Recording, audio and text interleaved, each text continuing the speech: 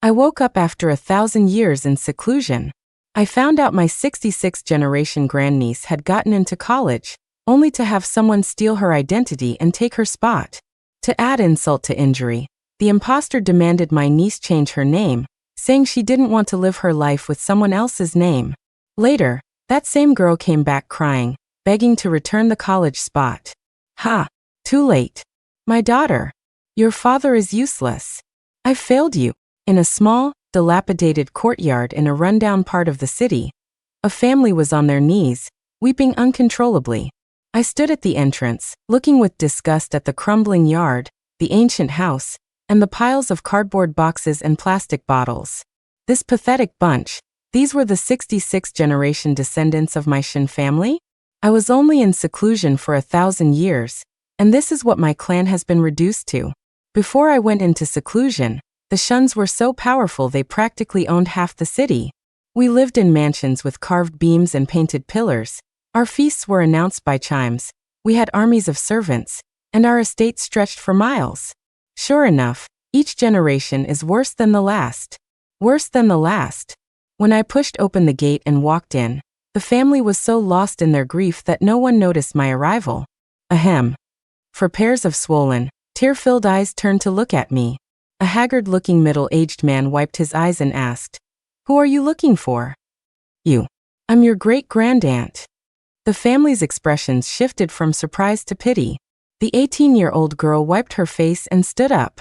"Did you run away from the hospital? Don't be scared. Just wait here, don't wander off.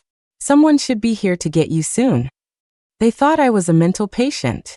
How hard could it be to prove I was a cultivator?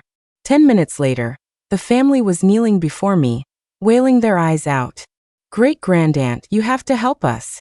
I looked at the portrait in my hands, lost in memories. I was chosen by my master to walk the path of cultivation at the age of 9, and with my prodigious talent, formed my golden core at 28. My master allowed me a trip home, so I gave my older brother a portrait of myself. I told him that if his descendants ever faced a great disaster, they should light 3 incense sticks before the painting and pray sincerely. After that, I went into deep seclusion to prepare for my ascension, and forgot all about it. In cultivation, time is meaningless. In the mortal world, 1,000 years had passed. The seas had turned to mulberry fields, the world had changed, and the people with it. But since they still had this portrait, I couldn't just ignore them. "All right, that's enough crying. Get up." The family sniffled and helped each other to their feet. Just as I was about to speak, a loud bang echoed from the gate, followed by a man's coarse voice. "Leo, get your ass out here." At the sound of his voice, Leo visibly trembled. The boy, whose name I learned was Mason, turned pale with fright, and his hands, which were holding his sister's, began to shake. This terrified? So useless. I strolled casually to the entrance. The iron gate had been kicked open, and 3 burly men now stood in the middle of the yard. The leader was tall and heavy-set, with a brutish face and tattoos covering his exposed arms. "Well, now look at this pretty little thing. Hey, old Leo, is this a relative of yours?" The man sized me up with a lecherous gaze, licking his lips like a pig who hadn't seen a woman in a lifetime. I nodded, studying him closely. The space between his brows was dark, his life fire was weak, and he was being haunted by a vicious spirit. His days were numbered. Interesting. I'm his great-aunt. And you are? The Shen family crept out from the house, hiding behind me. Leo summoned his courage and took a step forward to stand beside me. "Spike, I swear I'll pay back the money. Please just give me a few more days." "Ha ha ha ha ha. You ever seen someone get to haggle with a loan shark? If you don't pay up, I'll have your daughter start working at a nightclub." The man threw his head back and laughed, then fixed us with a menacing glare. He looked intimidating enough. I shot Leo a displeased look. "You took money from a loan shark? What were you thinking?" Leo's sun-darkened face flushed with embarrassment. He wrung his hands awkwardly. "A while back, Mason got in a fight and injured a classmate. We had to pay $50,000 in medical bills. We just didn't have that kind of money." At the mention of his name, Mason's face turned beet red. He clenched his fists, wanting to say something, but ultimately lowered his head in shame. "How much do you owe them?" Not much. 100 grand. I smiled and crooked a finger at the man called Spike. How about I buy your life for $100,000? Seeing me smile, the man's eyes went wide. It took him a moment to wipe the drool from his chin and process what I'd said. Buy my life? What life? I dragged a chair over from the side and sat down comfortably. The black lines on your legs have already reached your waist, haven't they? You're pretty tough, I'll give you that. You've been too scared to sleep at night, right? And in your condition, you still came out to collect debts personally. Spike's whole body jolted. He stared at me in disbelief. Thump. He dropped to his knees with such force that he kicked up a cloud of dust. Master. Save me, master. Everyone stared, dumbfounded, unable to comprehend how the situation had taken such a bizarre turn. I gave the man a cool glance. Come closer. He immediately crawled forward on his knees, not even flinching at the pain. The Shen family scrambled back a large step in terror, as if this Spike character was going to eat them.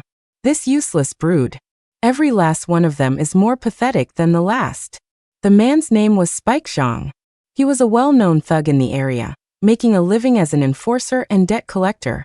Not long ago, after returning from his hometown, black lines began appearing on his legs.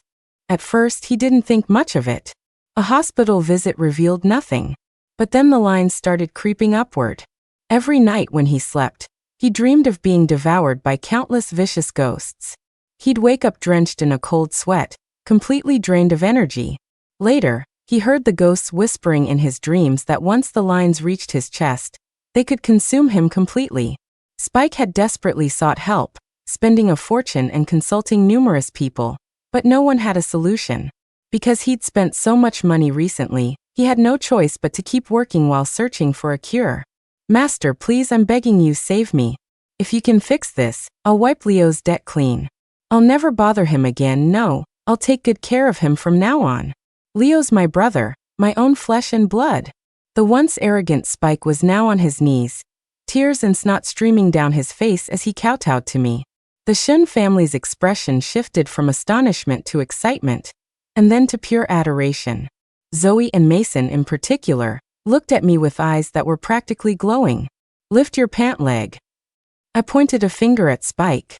He immediately stood up and rolled his pants up to his knees. Sure enough, his calves were covered in a dense web of black lines, like winding vines or a mass of slithering black snakes. If you stared long enough, the lines seemed to move, as if countless tiny serpents were coming to life. I glanced at him in disgust. Did you happen to eat a snake recently? Spike froze for a second, then slapped his thigh. Master, you're a miracle worker. Last month, I went back to my hometown to pay respects at my mother's grave. I found this grayish snake on the mountain, about as thick as my arm. So I took it home and made a stew. Snake meat is great for your health, you know. I rolled my eyes. This guy really had a death wish. The snake Spike ate is known as a grave serpent, formed from the deathly yin energy of the deceased. They only appear in mass graves and burial mounds. Spike hadn't eaten a snake, he'd eaten a condensed mass of yin and death energy that his body couldn't possibly handle. To purge the yin energy from his body, he'd need a large vat placed in the middle of the yard, filled with enough sticky rice to cover a person. Then, every day at 11 a.m., he would have to get into the vat, drink a bowl of rooster's blood, and stay submerged for a full hour. This had to be done for 9 consecutive days to completely remove the yin toxin. Alright, go prepare the items. Starting tomorrow, come here every day. I'll handle the detoxification. Spike thanked me profusely, bowing and scraping as he left. Before he went, he even stuffed a carton of cigarettes into my hand. I tossed the carton to the dumbstruck Leo. Now tell me, what's going on with Zoe and Mason? What was all that wailing about? The family members all started talking at once, and the once quiet little yard instantly turned into a chaotic marketplace. I cleared my throat pointedly and nodded at Zoe, whose face was flushed with excitement. You first.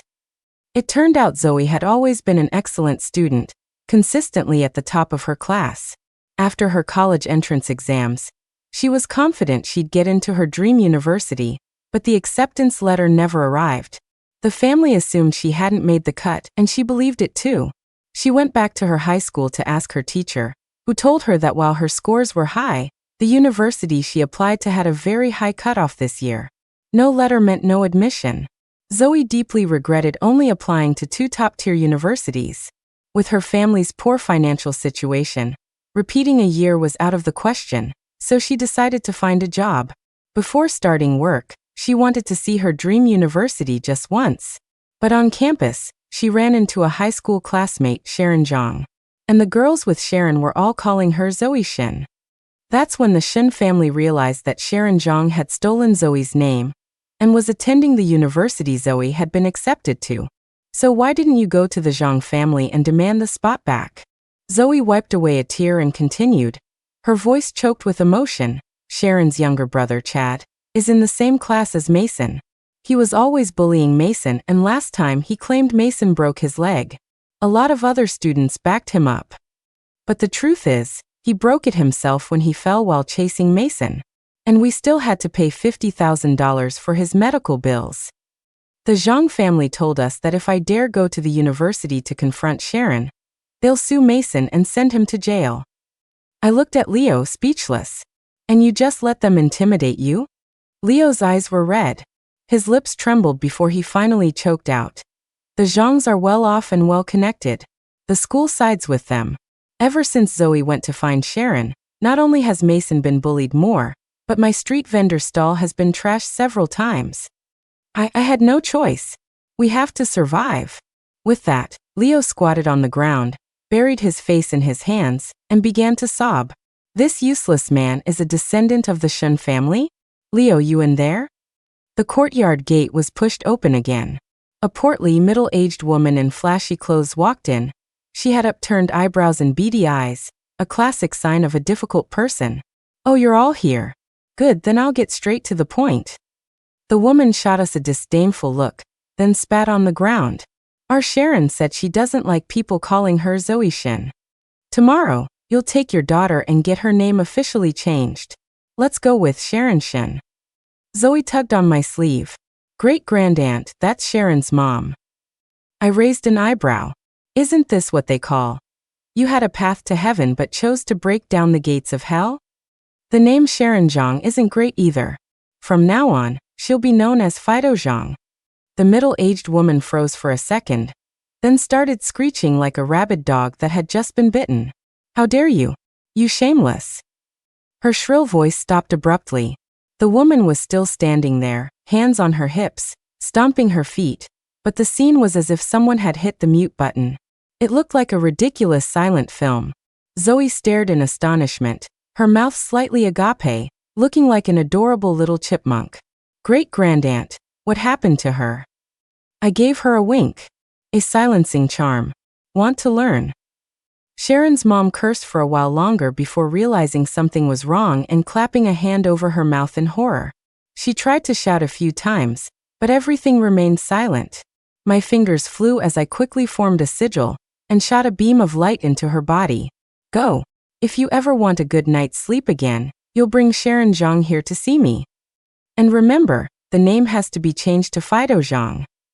Though she couldn't make a sound, you could clearly see Sharon's mom scream. A monster! After her silent scream, she turned and ran in terror, losing a shoe in her haste. Zoe and Mason looked at me with pure adoration. Great-grandaunt, what was that light you just shot? I stretched languidly. I'd been sitting for over 1,000 years, and my bones had gone stiff. Oh, that? It's called a phantom curse.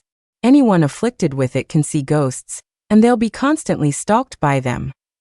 But the curse also protects the victim. So Sharon's mom will keep seeing ghosts and being chased by them, but they can't actually harm her. Zoe's face lit up with a brilliant smile. Serves her right. My arrival had been a huge comfort to the Shin family. Even the usually quiet Mason had a long absent smile on his face. Great-grandaunt, we don't have much food at home. Let's go out for a nice meal. Have you ever tried hot pot? I gave Leo a surprised glance. This grandnephew of mine wasn't entirely hopeless. The food of this era was indeed novel.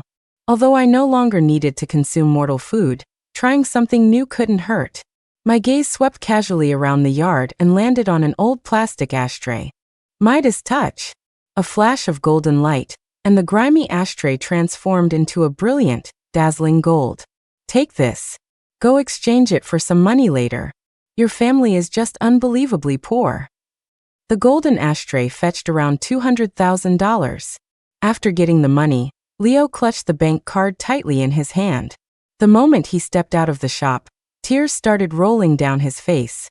But he felt it was too embarrassing to cry on the street, so he bit his lip and choked back his sobs, looking utterly pathetic. It was hard to watch. I turned my head away in disgust. TSK, pathetic.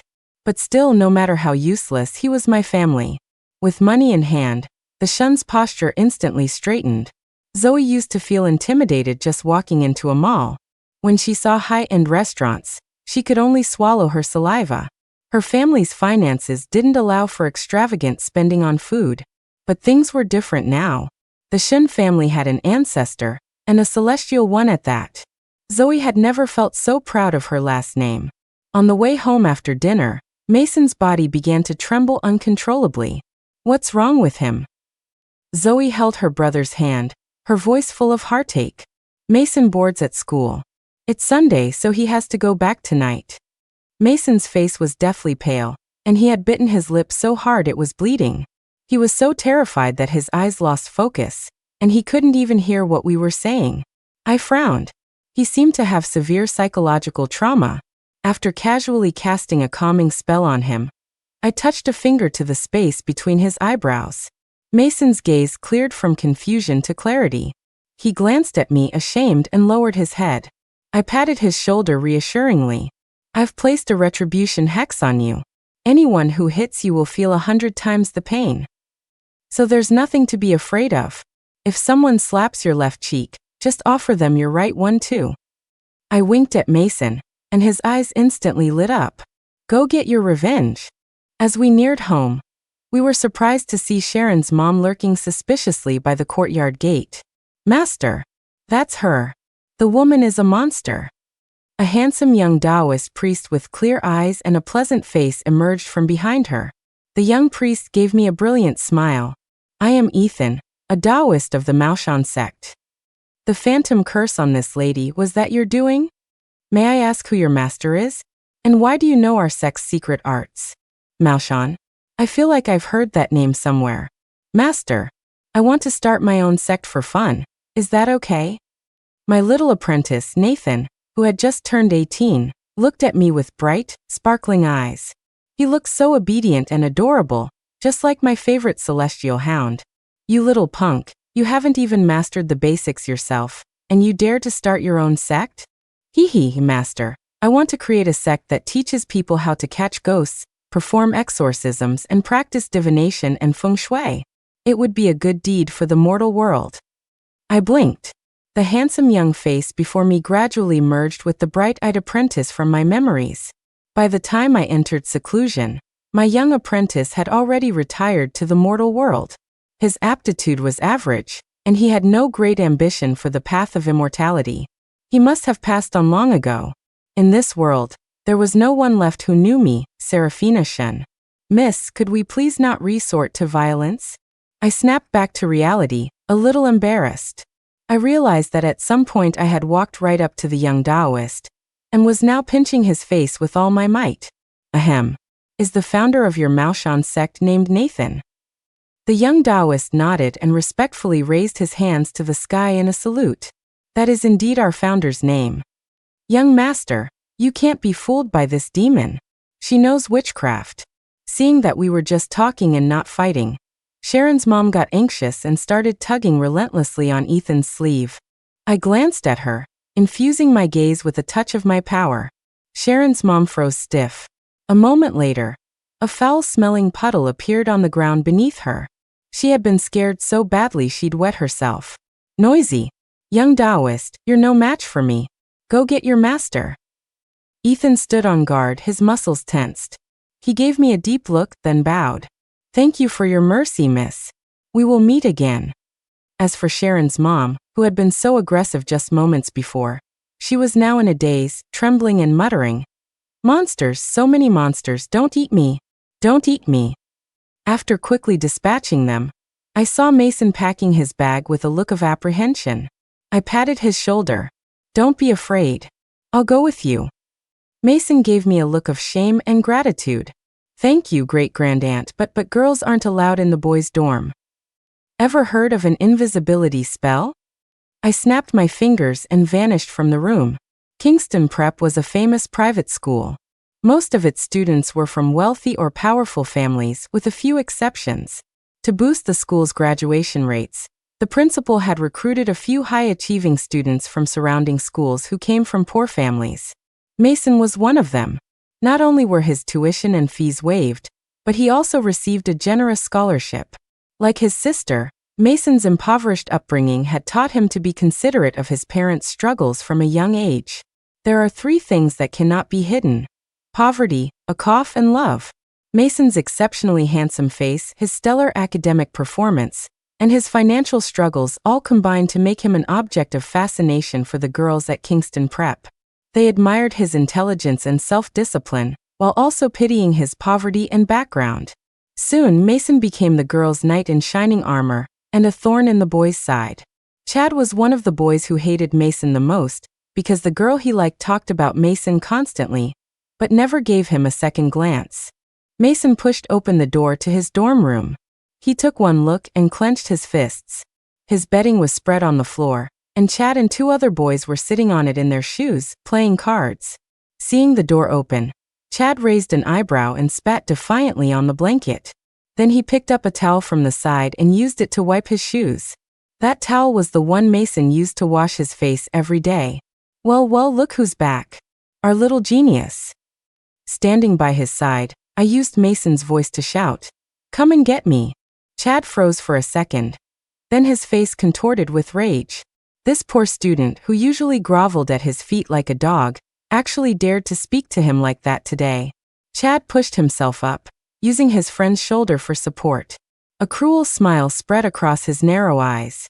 "Looks like you didn't get enough of a drink last time, huh? Want something fresh today?"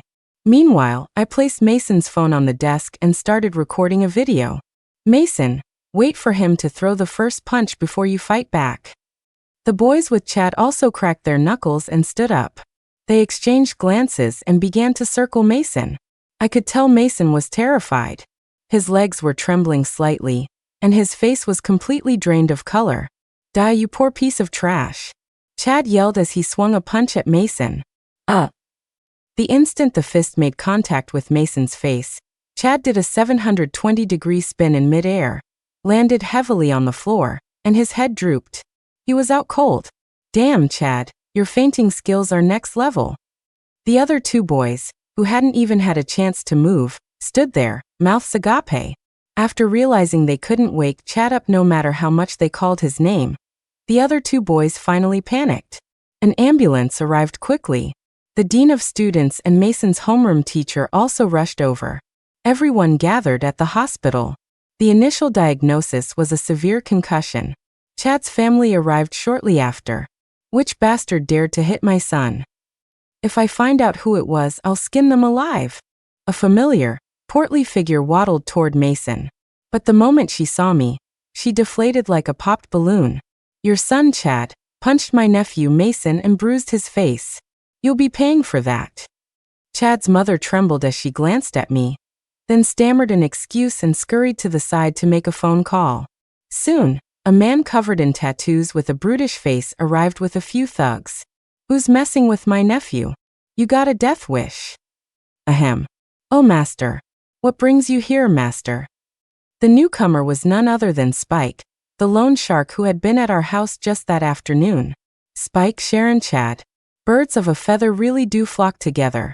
The dean and the homeroom teacher watched the scene unfold, completely bewildered as to why the usually aggressive Zhang family was being so subservient. I took out my phone and showed the video to the dean. It was crystal clear, exposing Chad's bullying for all to see. After I threatened to post the video online, the dean promised that the school would immediately expel Chad and the other students who had abetted him. Under Spike's respectful escort, I brought Mason back to the Shun residence. I took a handful of pills from my pocket and tossed one to each of them. "These are basic purifying pills. Taking one will sharpen your senses and increase your strength several times over. What a pity. Before entering seclusion, I was so sure I would ascend that I didn't even prepare any pills. Now, with the world's spiritual energy so depleted, it's nearly impossible to find the ingredients to make more. The shuns took the pills cautiously, holding them in their hands like priceless treasures. I lay back in the yard alone, gazing at the bright moon and brilliant stars in the sky. The starry sky was the same, but the people were no longer the same. The path of cultivation is long and lonely. Senior, do you remember me? It's me, Ethan. A fluffy-haired head peeked over the wall. The young man had bright eyes and a smile that revealed 2 dimples. It was the young Taoist from earlier. When I didn't respond, Ethan simply vaulted over the wall and into the yard. He walked forward excitedly, his eyes fixed on me. Are you Serafina Shen? Our founder's master? I looked at him in surprise. There was still someone in this world who recognized me? Seeing my expression, Ethan started pacing in excitement. After a moment, he even began wiping tears with his sleeve. It really is you. It has to be. I thought you looked familiar this afternoon, but I didn't dare to even consider it. Senior, you're a living legend. Ethan rushed toward me, fell to his knees, and hugged my legs, crying his eyes out. This grand disciple of my apprentice, however many generations removed, didn't seem entirely stable. After a good cry, Ethan's emotions finally settled. He shyly wiped his red-rimmed eyes and handed me his phone. Senior, I've seen your portrait. I've seen it since I was a child. It hangs in our main hall. I took the phone and saw a familiar painting. The woman in the portrait was dressed in white, her aura transcendent, as if she could ascend to the heavens at any moment. This was a portrait my apprentice Nathan had painted for me. I was heading home at the time, so I had him use cloth woven from golden silkworm silk to create a painting that would last for 10,000 years. I never thought he'd secretly kept one for himself. No wonder all the golden silk I gave him was gone. Senior, can I follow you? I want to follow you and slay demons. I thought about it. Having someone around to pour tea and run errands wouldn't be so bad. There's no need to inform your sect about me. Let's keep this a secret for now. The next morning, Spike arrived as promised with a large vat and several bags of sticky rice. I delegated the detoxification process to Ethan, happy to have it off my hands. Before long, Sharon's mom showed up, dragging a sobbing girl behind her. Wah, Mom, I don't want to change my name. Wah, Uncle Spike? What are you doing here? And why are you squatting in a rice vat? Sharon's mom had been completely driven mad by the ghosts, all her previous arrogance gone. Thump. She dropped to her knees and kowtowed to me twice, her face a mess of tears and snot. Master, I was blind not to recognize your greatness. Please let me go. Did you change the name? The young girl let out a piercing scream, her small eyes flashing with a crazed light. I'm not changing my name to Fido. I'd rather die than be called Fido Zhang. Ethan nodded.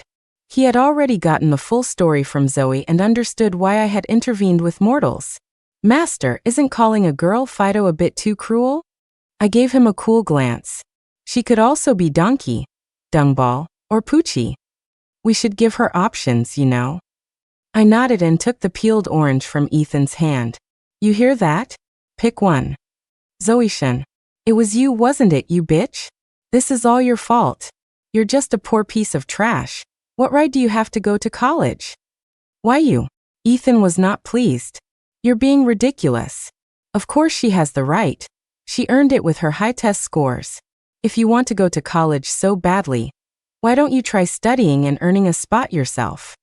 Sharon was about to scream again, but her mom slapped her hard across the face twice. What are you yelling for? Are you trying to summon spirits? We're going to change it right now. We're changing it to Fido. Sharon's mom had been on the verge of a breakdown. In just one day, she had seen countless ghosts lunging at her, some covered in slimy seaweed, reeking of decay, their bodies bloated like balloons, some with tongues lolling out and eyeballs dangling from their sockets, others with their intestines spilling out, tripping over their own guts as they walked. It was a grotesque carnival of horrors. Sharon's mom dragged the weeping and wailing Sharon off to get her ID changed. Spike sat in the rice vat with his eyes closed, pretending he hadn't heard a thing. Stop pretending. Tomorrow you will take Sharon to the school and sort out this identity theft issue. Within 3 days, Zoe Shin will be enrolled in that university. If you can't get it done, we won't bother with this cure. I took a leisurely sip of the floral tea Ethan had brewed. The young Taoist was quite good at serving people. Nice, very handy. Catch. I casually tossed Ethan a jade tablet. It's a protective talisman. I'll be able to sense it if you're in danger. Ethan accepted it joyfully. Spike, squatting in the rice vat, was so envious he nearly drooled. Having witnessed my immense power, Spike became exceedingly diligent. He handled Zoe's enrollment with lightning speed. The day she received her acceptance letter, the Shin family wept and hugged each other. Zoe was so overwhelmed with emotion she nearly fainted. She had been so close, so very close, to having her life ruined. Mason also gradually regained his cheerful and confident nature. My only instruction to him was, if anyone bullies you, you hit them back hard. Beat them half to death. Even if you kill them, I can bring them back. True to my word, Mason shed his timid demeanor. He fought back against every boy at school who had ever bullied him, beating them so badly that they would turn and run the moment they saw him from a distance. Time flew by. Spike's toxin was completely purged, but he stood to the side, hesitating to leave. Master, please, I beg you to take me as your disciple. I looked at Spike, who was kneeling on the ground, kowtowing desperately, and tossed him a talisman.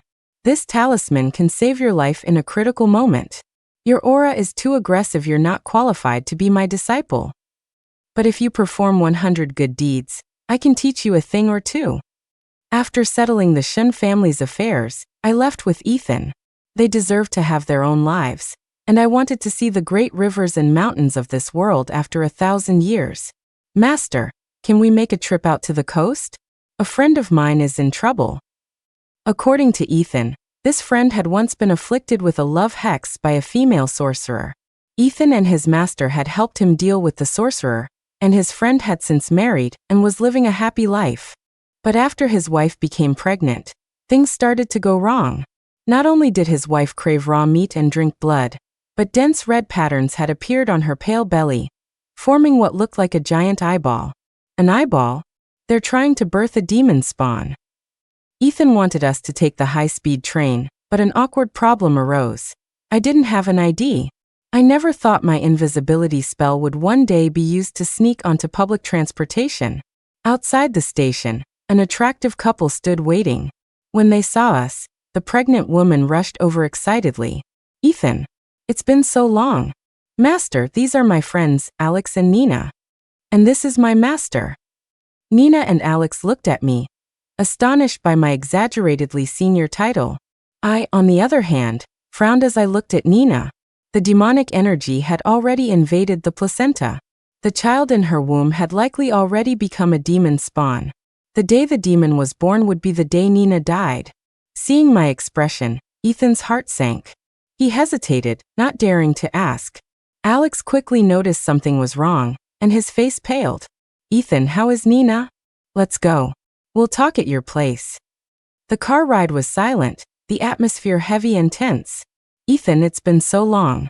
Tell us what you've been up to. I heard the heir to the Sioux Corporation is getting married soon, and the bride is from your Maoshan sect. Seeing Nina trying to act cheerful, Ethan forced a smile. Yeah, that's my junior sister, Ilara. She's lively and cute. I'm sure you two would get along. The idle chat made the trip to Alex's villa pass quickly. As soon as we stepped inside, Nina clutched her stomach. Quick, bring out the dumplings. I'm so hungry, my heart is racing. She patted her belly and gave an apologetic smile. A servant quickly brought out a bowl of dumplings. The broth was clear, plump dumplings floated on the surface, and a few green scallions were sprinkled on top. It looked delicious. Nina couldn't help but swallow. Alex looked at her with a doting expression. Please excuse us. Nina's had a huge appetite ever since she got pregnant. I focused my vision. The dumplings in the bowl were faintly glowing with a red light, and a foul, fishy smell emanated from them, so nauseating it made me want to gag. I grabbed Nina's wrist just as she was scooping up a plump white dumpling and about to put it in her mouth. You can't eat these. Before I could finish, Nina's demeanor changed completely. Let go of me. Let me eat. I want to eat the dumplings. She shrieked, her voice hoarse and her expression frenzied. Alex's eyes reddened with worry. Nina, calm down, Nina. I sent a calming spell into her forehead and supported her back with one hand. She immediately slumped against me, unconscious. Put her on the sofa. Alex carefully picked Nina up, so heartbroken he was on the verge of tears. Master, these dumplings have an evil aura. Ethan had also sensed something was wrong. It seemed his basic skills were solid, he must have worked hard over the years. I picked up the bowl in disgust. These are infant dumplings. They cut open a pregnant woman's belly to take the fetus while it's still alive. Then within 15 minutes they chopped the fetus, umbilical cord and all, into a meat paste. That's what they use for the filling. One pregnant woman and her fetus can only make 77 dumplings. When the demon mother has eaten 999 of these dumplings, the fetus in her womb will transform into a demon spawn. The requirements for a demon mother are extremely strict. Only someone with a noble destiny can withstand the immense demonic energy and resentment from so many innocent infant spirits, and survive until the day the demon is born. And your friend, if I'm not mistaken, has already eaten over 900. The blood drained from Ethan's face, his eyes filled with self-reproach and guilt. But I gave them protective talismans. I even set up a protective array around this villa. The array wasn't broken, and the talismans are still intact. How could this happen? I patted his shoulder. A demon spawn is the most evil and wicked creature in existence. But it also possesses immense spiritual energy. Before it's born, it will conceal its aura. Ordinary yellow talismans and arrays are useless against it. At some point, Alex had come to stand behind Ethan. His face was pale, his eyes filled with a desperate plea. Master, Nina will be okay, won't she? You can save her, right? I nodded. She can be saved, but the child is already lost. Clang! Alex stumbled and fell to the floor. Ethan bit his lip and reached out to help him up. Alex grabbed Ethan's hand, and after pulling himself up, he threw his arms around him. A moment later, the sound of stifled sobs filled the room. Ethan, this was our first child. We even had a name picked out. We were going to name him Ethan after you. Nina said that without you, we wouldn't even be here. Alex sat on the sofa, motionless, just staring at the sleeping Nina with a dazed expression. The sight was heartbreaking for Ethan, who sat beside him, silently wiping away his own tears. I set up an array in the living room and handed the formation flag to Ethan. This is a soul calming array. It can temporarily suppress the demon spawn and keep it dormant. I'm going to find the person behind this. You stay here and guard the couple. When Nina wakes up, she'll do anything to eat the infant dumplings. You have to be careful and not let either of them leave this circle. Ethan clutched the flag so tightly that the veins on the back of his hand bulged. Master, what will happen if the demon spawn is born? Remembering the living hell on earth from 1,000 years ago, I let out a soft sigh. Once a demon spawn is born, it can command all the evil spirits in the world. Its demonic body must be fed with the flesh and souls of its blood relatives. That means all of Nina's and Alex's relatives within 10 generations will become food for the demon. Ethan took a deep breath, his gaze fixed resolutely on the couple. I will protect them, Master. You can count on me. I closed my eyes and released my spiritual energy. Sure enough, I detected a person in the garden emanating a powerful evil aura. With a wave of my sleeve, I expelled everyone from the villa and casually set up a barrier around it. In the yard, an old man who had been intently watering the flowers stopped. His skin was sallow, his eyes were cloudy, and when he smiled, he revealed a mouthful of black teeth. Hee, you found me so quickly. I studied him closely, my eyes filled with deep disgust and contempt. TSK, a sorcerer? And one who's mastered the flying head curse, no less. The old man looked back at me surprised. You have sharp eyes. To have such skill at your age, what sex prodigy are you? The image of my young, energetic apprentice came to mind, and I couldn't help but smile. Let's just say the Maoshan sect. The old man crushed the watering can in his hand and stared at me, his eyes like poisoned daggers, glowing with a sinister light. It was you. You finally came. For the murder of my daughter. This is a blood feud. The murder of his daughter? I remembered Ethan mentioning that Alex had once been controlled by a female sorcerer named Callie. So this was her father, seeking revenge. Callie's lifebound hexworm had been destroyed by Ethan and his master, and after becoming immortal, she was sent to prison. Not long after, she committed suicide. You're quite skilled, to even know how to create a demon spawn. I took my flying sword from my dimensional pouch, and stroked the blade nostalgically. This sword had not been unsheathed for a long time. The old man stared at me, his eyes filled with suspicion and uncertainty. Since you recognize the demon spawn, I can't let you live. He focused his energy and let out an ear-piercing shriek. As he opened his mouth, countless black and red bats flew out, so dense they blotted out the sun. These were crimson blood bats. Their teeth and blood contained a deadly poison. A single touch would instantly melt a person into a pool of pus and blood. Suddenly, I didn't want to kill him right away. I wanted to see just how far the art of sorcery had progressed in 1,000 years. The crimson blood bats flew toward me relentlessly, but they exploded about a meter away, turning into splatters of blood. It looked a bit like the red fireworks I'd seen on TV. Before long, a small mountain of bat corpses had piled up in front of me. TSK.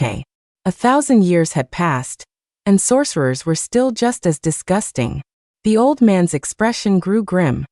He opened his mouth and recalled the few scattered bats that remained. I underestimated you. Today, I'll show you the true power of a sorcerer. With a command from the old man, the pile of bat corpses began to dissolve. First the flesh, then the bones, until the entire heap of dead bats melted into a black and red ball of meat. The ball slowly grew a face, then limbs, then a body, finally taking the form of a large-headed doll. Is this a corpse puppet? You're quite knowledgeable. I'm almost reluctant to kill you. The corpse puppet spread its arms and leaped toward me. A wave of foul, putrid energy rushed at me, nearly knocking me out. I was too careless. A cultivator's 5 senses are 100 times more sensitive than a normal person's. I had forgotten to block my sense of smell. I kicked the grotesque corpse puppet away and took a moment to cast a cleansing spell on the ground. The blood and guts covered garden instantly became neat and tidy again. Alright, I'm done playing. This ugly thing is ruining my mood. I summoned my flying sword. The blade instantly lit up with a dazzling light, and the sword let out a clear hum, as if eager for battle. I have a sword 3 feet of gleaming steel. Its glorious might can shatter all the evils of this world. Go! The sword whistled through the air, piercing the corpse puppet, and leaving a sonic boom in its wake. In less than a moment, the puppet dissolved into a pool of black liquid, like melting ice, and sank into the earth. A flying sword. You actually know the long-lost art of the flying sword. You're not from the Maoshan sect. Who are you? The sword circled happily above my head, awaiting my next command. Haven't you heard? Villains always die because they talk too much.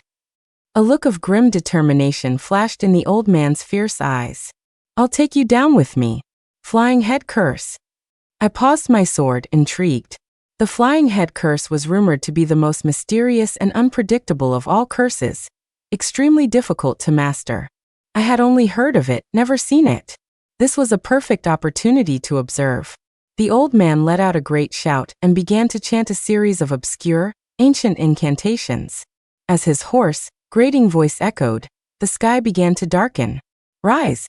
With the final word of the incantation, the old man's head lifted off his body. What the? Why did no one ever tell me that the flying head curse involves more than just the head? The old man's head slowly detached from his body, but trailing below it was a long string of blood vessels, along with all his internal organs and a long coil of intestines, all hanging in the air. He looked like a disemboweled pig hanging in a slaughterhouse. This is absolutely disgusting. I've had enough. No more holding back. Demon-slaying sword, purge all evil from this world. Vanquish. With a single strike, the old man's head was split vertically in 2. I turned my head away in disgust and incinerated the corpse and filth in the garden, leaving not even a speck of ash behind. In the villa's living room, Nina was trying to bite her own tongue. Seeing this, Alex quickly shoved his own hand into her mouth. Give me dumplings. I want dumplings. Blood streamed from Alex's hand. Nina's mouth was blocked, but she still managed to mumble her demand for dumplings. Ethan, what do we do? Alex was frantic with worry and heartache. He ignored the wound on his hand, his eyes fixed on Nina, terrified she would hurt herself again. Ethan kept applying calming talismans to Nina, but they had little effect. Each talisman would only quiet her for a second before she descended back into madness. Seeing me walk in, Ethan's face lit up. Master, the talismans aren't working. I sighed and gave Alex a sympathetic look. She can't leave the barrier, not even for a step. The demon spawn has sensed that something is wrong and could awaken at any moment. You make a call. Get the best surgeons you can find to come here. Prepare to perform a C-section in the living room. Alex, his face pale, pulled out his phone. I placed my finger on Nina's forehead, and she quickly fell into a deep sleep. Ethan, lift Nina's clothes and expose her stomach. Ethan took a deep breath and carefully rolled Nina's clothes up to just below her chest. Nina was thin, but her belly was alarmingly large. The red patterns on her skin were more vivid than ever, glowing with a faint red light. The demonic eye looked as if it could open at any moment. Ethan, are you willing to offer your heart's blood? Once given, your cultivation will be set back by at least 10 years. Ethan nodded without a moment's hesitation. I formed my hand into a claw and made a swift grabbing motion toward his chest. As a few drops of blood flew out, Ethan's dark hair visibly turned white. I dipped my finger in the blood and drew an ancient character for suppress on Nina's belly. As soon as the character was complete, the bright red demonic eye instantly dimmed, and Nina's body relaxed. Alex held Nina's hand, his eyes red, not saying a word. Nina's destiny is noble. After this ordeal, she will be like a phoenix reborn. You two are fated to have children. After this is over, rest and recover. You'll have another child soon enough. Alex gave me a grateful look. As he lowered his head, a large tear rolled down his cheek. Thank you, Master. All I want is for Nina to be okay. Alex's assistant arrived quickly with a medical team. When they heard they were to perform a C-section on the spot, all the doctors were stunned. The lead doctor was a young man wearing gold-rimmed glasses, with a refined and elegant air. This is absurd. Ms. Zhou just had a checkup last week, and everything was normal. Her fetus is not even 7 months old. How can we perform a C-section now? Alex's eyes were red, but his voice was hoarse and firm. Dr. Evans, I know there are things you don't believe, but please prepare for surgery immediately. I will take full responsibility for all consequences. No. A C-section now is bad for both the mother and the child. I said now. Immediately. Alex growled each word through gritted teeth. Dr. Evans was taken aback by his fierce, desperate gaze and reluctantly told his assistants to prepare for surgery. Soon, Nina was placed on the operating table. Dr. Evans looked around. The light in here isn't bright enough. I need a proper surgical lamp. I took out a talisman, drew a light-gathering charm on it, and tossed it into the air above the operating table. Is that bright enough? I can add another one if it's not. Dr. Evans stared at the talisman floating in the air, emitting a dazzling white light, completely stunned. All right, stop having an existential crisis and get to it. I was getting impatient. The demon spawn was too powerful, and the demon-suppressing charm drawn with heart's blood wouldn't hold it for long. Dr. Evans snapped out of his daze and, without further questions, began the surgery in earnest. As he cut through the layers of Nina's abdomen, the glowing talisman instantly burned to ash. Countless streams of black energy surged in from all directions, shrouding the entire house in a thick fog. Yeah. With a piercing shriek, something shot out of Nina's belly. I strode forward and grabbed the demon spawn by the neck. The black mist dissipated, and the scene that unfolded shocked everyone present. A completely black infant was floating above Nina's stomach, its neck clutched tightly in my hand. The infant's face had only a single massive mouth, with no other facial features. 2 shiny black horns grew from the top of its head, and on its belly was a giant demonic eye. Right now, the eyelid of that eye was twitching, as if about to open at any moment. I held the demon spawn with one hand and used the other to quickly sever the umbilical cord, sealing it with a golden light to prevent the demon from draining Nina dry. Ethan, push Nina over to the doctors so they can stitch her up. Oh right. Everyone snapped back to their senses. Dr. Evans gave me a long, deep look, as if trying to burn the entire scene into his memory. I took the demon spawn to the back of the yard. Just as its eye was about to open, the sky filled with dark clouds, and lightning crackled within the roiling mass. Summon lightning. As I threw the demon spawn into the air, countless bolts of lightning struck it one after another. Silver serpents danced in the sky, the brilliant flashes so bright it was impossible to keep one's eyes open.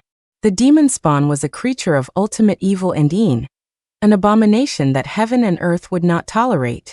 Soon as the lightning subsided and the clouds dispersed, the sky returned to its clear blue.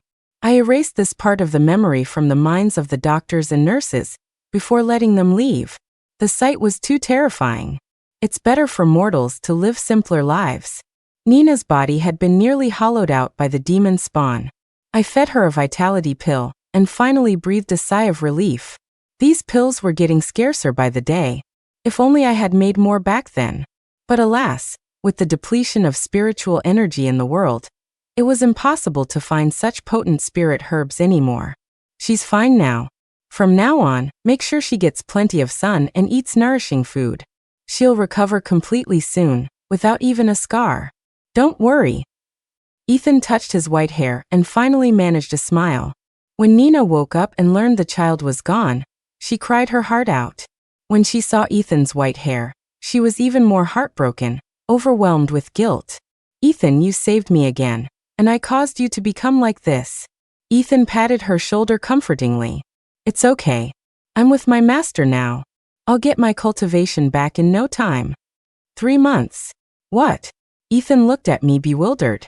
In 3 months, you'll have it all back. Despite Alex and Nina's repeated pleas for us to stay, I took Ethan and began our journey home.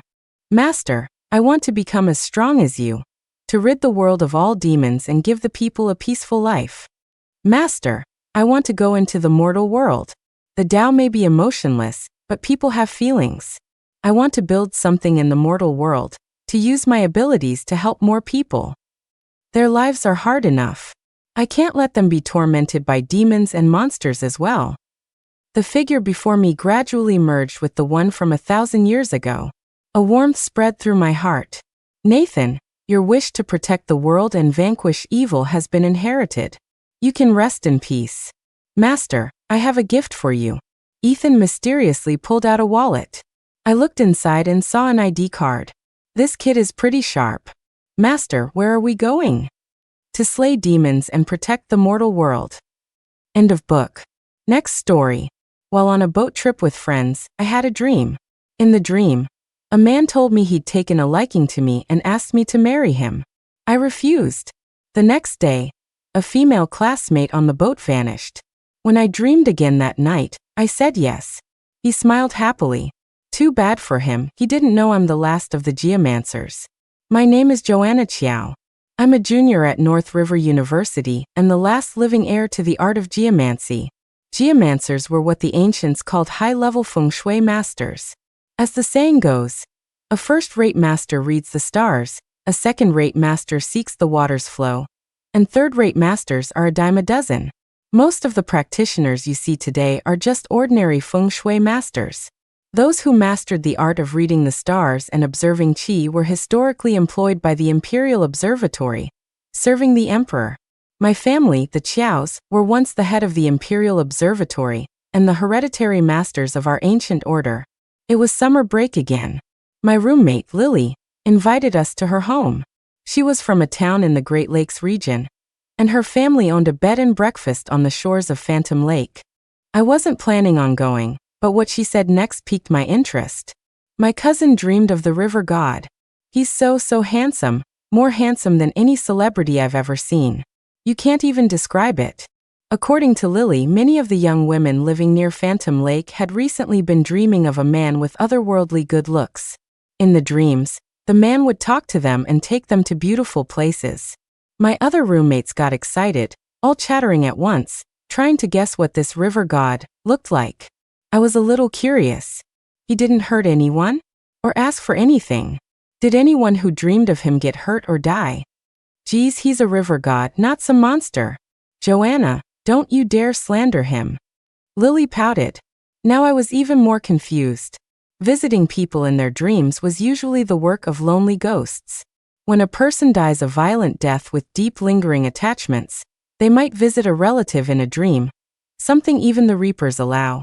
A person has 3 ethereal souls and 7 corporal souls. The heaven and earth souls wander, while the life soul guards the 7 corporal ones. If an unfamiliar soul tries to enter a person's mind, the life soul won't recognize it and will instinctively put up its guard. If forced into a dream, the person will experience something like sleep paralysis, violently resisting the invading soul and struggling to wake up. When they finally do, they feel groggy and disoriented for days. But this river god Lily was talking about, harmless and asking for nothing, was truly bizarre. Everyone was curious about this river god. So after the semester ended, we all took a train with Lily to her home. It was the flood season and Phantom Lake's water level was high. Looking out the floor-to-ceiling windows, the water stretched to the horizon. Shreds of sunset clouds were scattered across the sky, their reflection turning the lake's surface gold. Chloe let out a cry of delight. It's so beautiful. Joanna, take a picture of us. Without waiting for an answer, she shoved a phone into my hand. The girls stood by the lake, striking poses. Lily kept giving me directions, one moment telling me to crouch down, the next to get into a horse stance for the shot. I was lost in thought and just absent-mindedly lifted the phone and snapped a few pictures. When I finally finished, Chloe took the phone back and looked at it, her nostrils flaring in anger. Joanna, I asked you to take our picture, but it's all just selfies of you. Yeah, and you made us say cheese, and told me to stand on my tiptoes. Lily stomped her foot in frustration. Huh. Really? I took the phone and glanced at it. Ugh, so annoying. How do I look this good even when I haven't washed my hair? I was joking, but in the next second, I froze. On the screen, I was wearing a black t-shirt, looking impatiently at the camera. Resting on my right shoulder was a hand, its fingers long, slender, and strikingly pale. I whipped around. Behind me was the entrance to Lily's BB. A few potted plants sat by the glass door, which was shut tight. The place was deserted. Interesting. Getting this bold in broad daylight. Was this hand a mischievous ghost or a spirit with a death wish? Welcome to tonight's 8:30 special, Master Joe's Ghost Hour. After the photos, Lily went up and knocked on the door. A moment later, her parents came out to greet us warmly. Welcome, welcome. It's scorching out here. Come on in and cool off. After dinner, Lily proudly announced that her family had bought a new yacht this year. We could spend the night on it, out in the middle of the lake. But we have to be careful not to go into the Devil's Triangle. That area is terrifying. The Devil's Triangle referred to the waters near Old Chapel, where numerous shipwrecks had occurred. The historical record for a single day was 13 ships sinking. The most famous of these was the wreck of an invading Japanese ship. In 1945, the transport ship Kobe Maru No. 5, loaded with treasures plundered from our country, was heading for the sea to return to Japan.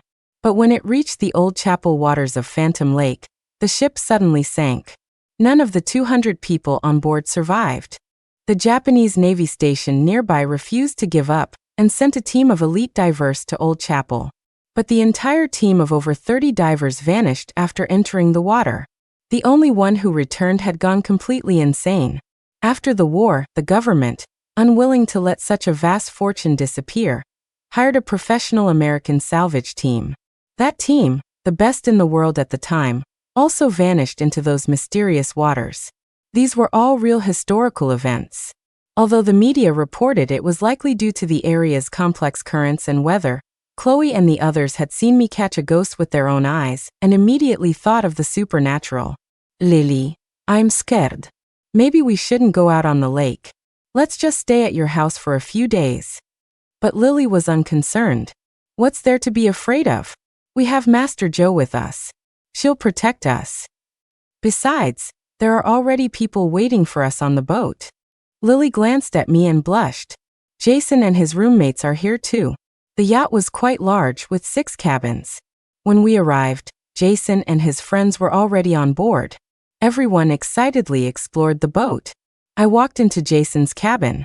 He closed the door, took a deep breath, and gripped my shoulders. Joanna, I like this room too. You move out. I'm taking it. The other cabins had narrow single beds, but this room had the only double bed, and its window was larger, offering a much better view. I rushed over, snapped Jason's suitcase shut, and pushed it toward the door. Humph. Nice try, kid, picking the biggest room right away. What gives you the right? Don't you know the best should be reserved for the master? Jason's hands hung awkwardly in midair.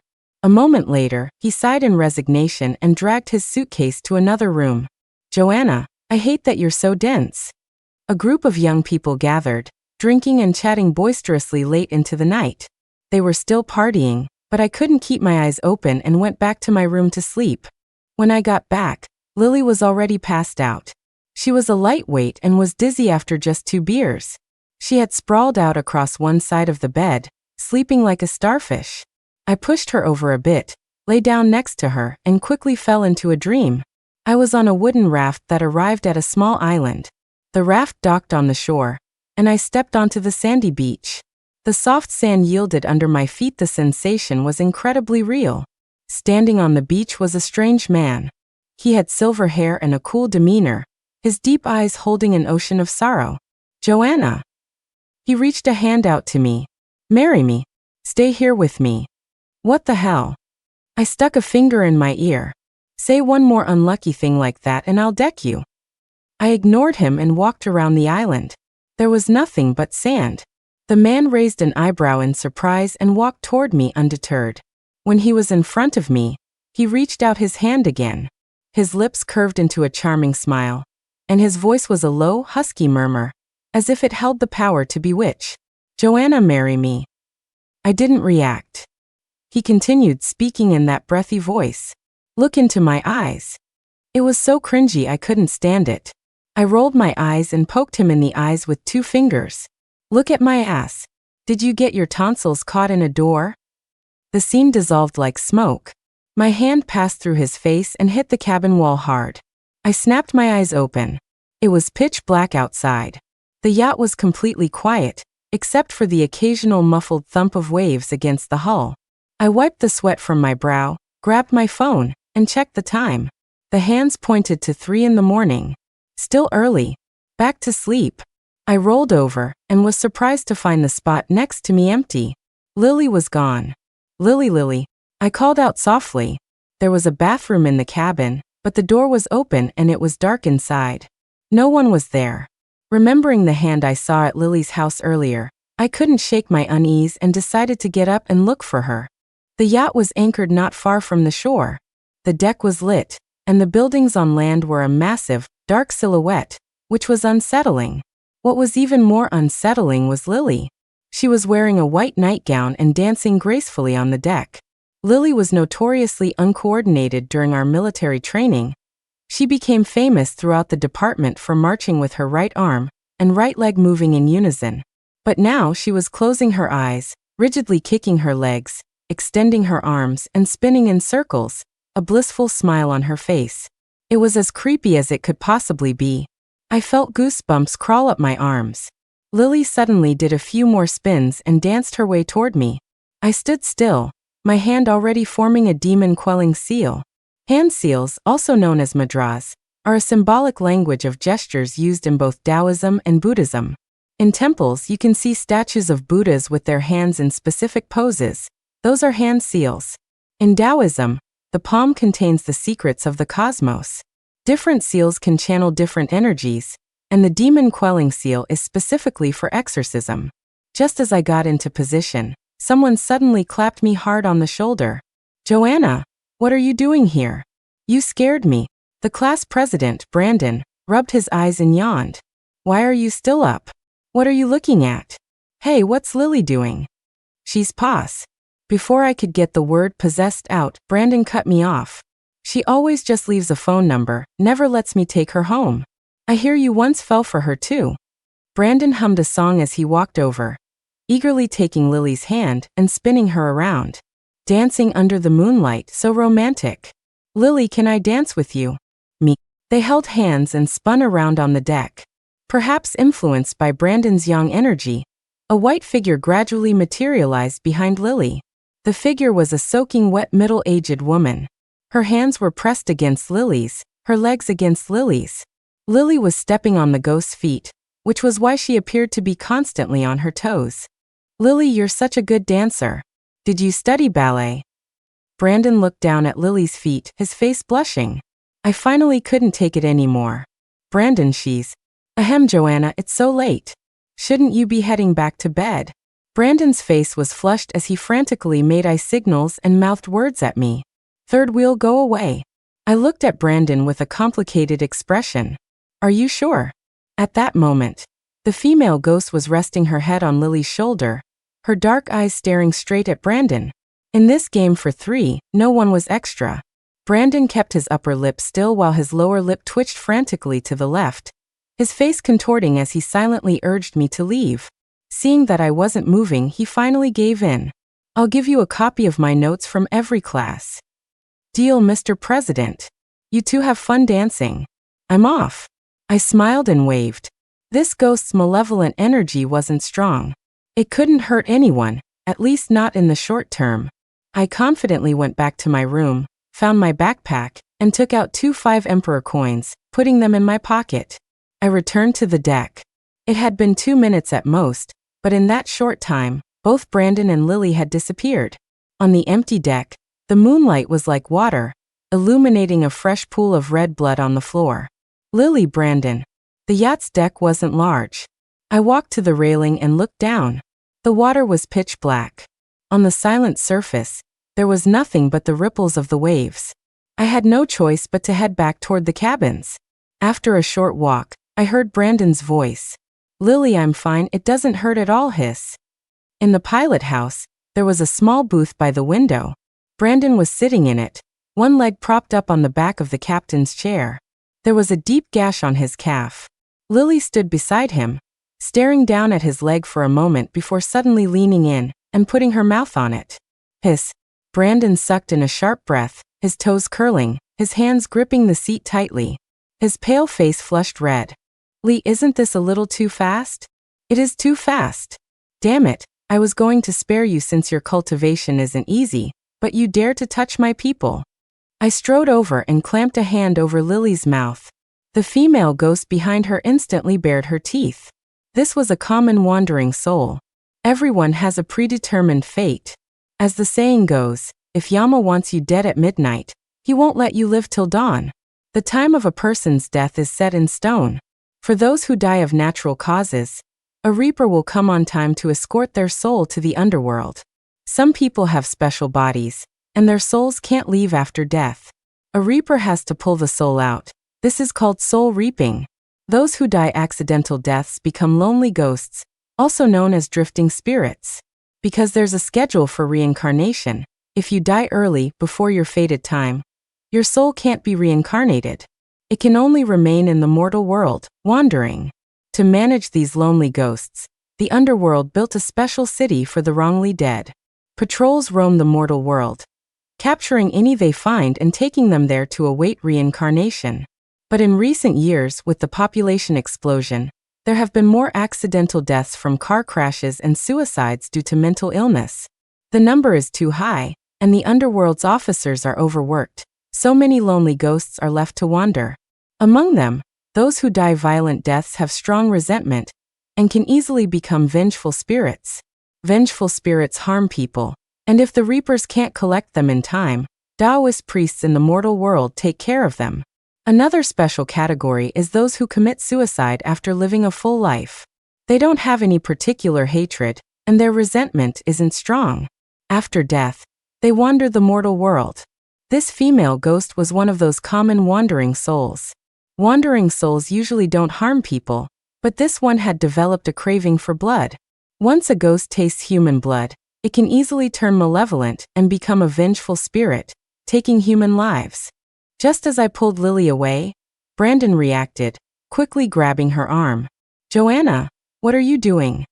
Even though I'm smart, handsome, 6 feet 0 inches, and a good, honest, kind, and filial son, you can't be in love with me. My heart already belongs to someone else. Brandon blushed and glanced at Lily, then mustered the courage to pull her behind him protectively. It's impossible between us. Give up. The female ghost was pressed against Lily's back, a trace of blood on her lips. Her black pupils were gradually turning red, as if a red mist was spreading through them. Crap move. This ghost was turning malevolent way too fast. I reached out to push Brandon, but he didn't budge. He chuckled and swept his bangs back. Joanna, I forgot to tell you. I may be a bookworm, but I'm also in the school's taekwondo club. Your little bit of strength, I sent a flying kick into Brandon's chest. He cried out and fell backward, his body getting wedged between the captain's chair and the steering wheel. At the same time, Lily, who had been leaning down to bite Brandon, missed. She turned to look at me, a flash of fear in her eyes, then immediately turned back and lunged at Brandon. Brandon opened his arms to welcome Lily, a blissful smile on his face. Lily, I always knew you. Just as they were about to embrace, in a moment of desperation, I took off my flip-flop and threw it at Lily's face. Smack. Lily's head snapped to the side, a red mark on her cheek. Brandon was furious. Joanna, are you crazy? Even if I rejected you, you can't just hit someone. He struggled to get up from the chair. Lily, after a second of shock, lunged at him again. I had already dived forward, grabbing Lily's clothes, and we both tumbled to the floor. Brandon was frantic. Stop fighting, both of you, stop fighting. The commotion was so loud that the others heard it and started walking over. A sleepy-eyed Jason pushed open the pilot house door, his jaw dropping in shock. What are you guys doing? Jason, they're fighting over me. Quick, pull them apart. Brandon, his butt stuck between the chair and the wheel, waved his hands frantically. It's not right for two girls to fight like this. Joanna, how could you choke her? Jason was stunned, clearly not understanding what Brandon was saying. A moment later, he gasped and stammered. They're fighting over you? Joanna, you. Jason turned to look at me, his voice filled with unconcealed hurt. You like Brandon? I pried Lily's jaw open and stuffed one of the 5 emperor coins into her mouth. At the same time, I formed the demon quelling seal. Left hand open and facing up, right index, middle, and ring fingers curled, with the thumb and pinky extended, placed at the base of the left palm. I pressed the seal against Lily's forehead. She shuddered violently, then went still. I softly chanted an incantation, and the white, ghostly form quickly dissipated into the air. I sighed in relief. This ghost was low level and easy to deal with. If Brandon hadn't been in the way, I would have taken care of it much sooner. I clapped my hands, stood up, and pulled Brandon out from behind the steering wheel. All right, Brandon, take Lily back to her room. She'll be fine after a night's sleep. I'll chant a soul-calming spell for her tomorrow. Brandon picked Lily up, glanced at me, then at Jason and sighed. Matters of the heart are so complicated. You two have a good talk. He left the pilot house, pausing at the door for a few seconds. Joanna, I know I'm as brilliant as a firefly in the night, and you can't help but be drawn to me, but sometimes you need to open your eyes and look around. Maybe your destiny is right beside you. As for me, I am destined to be the man you can never have. Brandon strode away, leaving me and Jason in the pilot house, staring at each other. Jason, a soul-calming spell? You were performing an exorcism? I nodded and waved a hand dismissively. Yeah, just a little ghost. No big deal. All right, it's getting late. Let's go back to sleep. I took a few steps, then felt that something was wrong. My attention had been focused on the exorcism, so I hadn't noticed. But now, in the quiet, I realized the instrument panel behind the steering wheel was flickering, and the motor was humming. Brandon must have accidentally started the yacht when he got stuck. Jason, do you know how to turn this thing off? Jason shook his head. Only Lily knows how. But it's not going very fast. It should be fine for a little while. Daylight broke quickly. I woke Lily up and told her to go shut down the moving yacht. Lily sat numbly at the helm, her hand trembling as she pointed at the front window, her face ashen. That's Old Chapel up ahead. Lily's expression was on the verge of tears. We're in the old chapel waters. Quick, we have to turn back. She fumbled with the steering wheel, trying to turn the yacht around. The more she panicked, the more she messed up. I watched her struggle for a moment, and then the engine suddenly died, and the yacht came to a complete stop. Lily stared blankly for a moment, then let out a loud, wah, and burst into tears. It's over.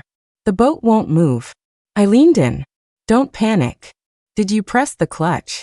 Joanna, this is a yacht. There's no clutch. There are monsters in this water. We're going to die here. Lily sobbed, wiping her tears as she continued to futilely turn the wheel. Jason and Brandon rushed over. Seeing Lily cry, Brandon became anxious. Hey Lily, don't be scared. This area has an abnormal magnetic field, so it's not surprising the yacht isn't working properly. We're at 30 degrees north latitude.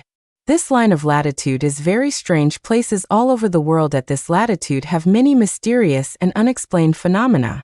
The Bermuda Triangle is also at this latitude, and planes and ships often go missing there. It's not caused by any sea monster.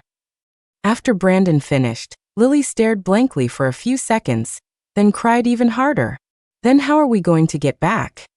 All right, I've seen reports on Phantom Lake. The shipwrecks almost always happen on windy days. The weather is good today, and there's no wind. We can just call for rescue. Nothing's going to happen. Jason offered a few words of comfort, and Lily finally calmed down enough to call for a rescue boat. After the call, Lily sighed in relief. A boat will be here this afternoon. Outside, the lake was a clear, emerald green. The sun was high in the sky, and 1,000 rays of light scattered across the shore, creating a breathtakingly beautiful scene. The few of us walked out onto the deck. The breeze was just enough to stir our hair. It was indeed a clear, calm day. The other students woke up, stretching as they came out onto the deck, laughing and joking around. Lily finally relaxed completely. The weather is great today. We should be fine. We spent half the day killing time on the boat. I pulled a handful of colorful flags out of my bag and directed Jason to tie them in specific locations. Joanna, what are you doing? I gave him a mysterious smile. A mere mortal wouldn't understand the wisdom of the master. Jason gave me a speechless look, but obediently complied. Brandon watched from the side, sighing. The one I love is not my lover. Every inch of his heart belongs to another. I rolled my eyes. That sounds terrible. Shut up. After lunch, Chloe suddenly had an idea. Lily, you really know how to pick a spot. The view of the lake here is so much better than before. Let's go fishing. Lily forced a smile, also looking for something to distract herself. Okay, there's fishing gear in the tool room. A few of the guys eagerly grabbed fishing rods and bait, ready for a fishing competition. Jason, with nothing better to do, joined in. Only Brandon stayed by Lily's side, whispering words of comfort. Whoa, Jason, you're amazing. You caught a fish already. The line had been in the water for less than 3 minutes when the bobber started to jerk. Jason lifted his rod and steadily reeled in a silver carp weighing about 3 or 4 pounds. Joanna, look. I caught a fish. Jason held up the line, excitedly showing me the fish. I glanced at it casually and my blood ran cold. It was an ordinary silver carp, with a small head and fine scales, its back a silvery gray. But what was eerie was that its eyes were white, and when it was turned over, there was a large, rotting hole in its belly, its intestines gone. This was clearly a fish that had been dead for a long time. Whoa, I got one too. A few other students shouted. They all lifted their rods and compared the sizes of their catches, only to realize with shock that every single fish they had caught was dead. What's going on? The girls crowded around to look. Kevin swallowed hard, his face pale as he rubbed his arms. Haven't you guys heard? When a dead fish bites, you reel in and run. It means a water spirit is looking for a replacement. Everyone fell silent. After a long moment, Chloe sidled up to me and stammered. Joanna, is what Kevin said true? I nodded grimly. This was trouble. It wasn't just a water spirit down there, it was a kelpie. Water spirits are a special kind of ghost. Water has a nature. When people die in water, they become trapped there, unable to escape. Only by finding a replacement can the resentment of the newly dead break the seal. allowing the original water spirit to leave the area and be reincarnated. That's why, after someone drowns in a particular spot, drowning incidents often occur there frequently. It's the water spirits looking for replacements. Ordinary water spirits are just souls. The most powerful ones can, over time, cultivate a physical body. These are called kelpies. The ghost from last night was just a common wandering soul, easily handled with a few emperor coins. But if we were dealing with a kelpie, things were about to get serious. The kelpie is putting dead fish on your hooks to lure you into staying here. It's incredibly strong in the water and very hard to deal with. Everyone, get off the deck and go inside the cabins now. Kelpies don't usually come on land. I waved for everyone to hurry into the cabins. They had all seen me perform an exorcism at Jason's house before, so they trusted me. Only Kevin's cousin Walter stood there and rolled his eyes. Walter was a student at a more prestigious university than ours, and he always looked at people with a sense of superiority. What's this nonsense? A kelpie? Ha ha ha ha. Could you guys be any more ridiculous? Walter clapped his hands and laughed, then rebaited his hook and cast it back into the water. Well then, let me just catch a kelpie for you. We can have sashimi. Cousin, stop messing around.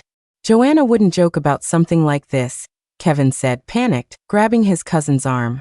Walter held him off with one hand, preventing him from touching the fishing rod. As they struggled, a sudden gust of wind swept across the lake, and a wave slammed against the boat. Walter lost his footing and stumbled toward the railing. Kevin frantically grabbed him. Walter burst out laughing. Ha ha ha, scared you, didn't I? I'm just messing with you. Just as he said that, the fishing line suddenly went taut. A massive force pulled from beneath the water. Walter's expression changed and he exclaimed excitedly, "Whoa, this is a huge fish." Kevin was on the verge of tears. Cousin, let go. The kelpie will pull us all in. Sometime during the commotion, the sky had completely changed. The blue sky was now covered by a gray veil. The wind howled, and a sharp whining sound filled the air. Walter held the rod tightly, the veins on the back of his hand bulging. He braced one foot against the railing and leaned back with all his might. Kevin stood behind him, hugging his waist and shouting, "Cousin, let go." It's too late. Kevin, let go of him. Everyone get into the cabins now. I had just finished speaking when a huge wave crashed over the deck, soaking everything. The girls screamed and scrambled toward the cabins. To get from the deck to the cabins, you had to go down a short flight of stairs. Chloe was in the lead. Just as she stepped onto the first step, the boat lurched violently. It felt as if something massive had rammed the boat from below. The yacht tilted sharply, and everyone was thrown to the floor. Chloe slid across the deck, about to be thrown overboard. She screamed hysterically, flailing her arms, and at the last second, managed to grab hold of the railing at the bow. "Wah, Joanna, save me." Chloe clung to the railing, sobbing. At that moment, Walter finally managed to lift his fishing rod. It seemed as if whatever was on the other end of the line had suddenly let go. Due to the momentum, Walter and Kevin fell backward, and something from the hook flew through the air, landing on Chloe's leg. Chloe turned to look and was scared out of her wits. What she saw was a monster that looked like a monkey but had extremely long hair and webbed fingers. What was even more bizarre was that it had a human face, with wide-set eyes and no lips, revealing a set of sharp, gleaming teeth. The monster bared its teeth and extended a scarlet tongue to lick Chloe's leg. Its tongue was long and thin like a lizard's, with a forked tip. Chloe went limp, her grip on the railing weakening. Just as she was about to be dragged into the water by the kelpie, I lunged forward and spat a mouthful of saliva mixed with blood from the tip of my tongue right in its face. It might sound gross, but saliva is actually very potent. In Taoism, saliva is known as jade liquid, a manifestation of a person's vital energy. Both the Compendium of Materia Medica and the Yellow Emperor's Inner Canon mention saliva as a method of health preservation, a practice derived from Taoism. The records of searching for spirits contains a story called Song Dingbua Sells a Ghost, which illustrates the power of saliva.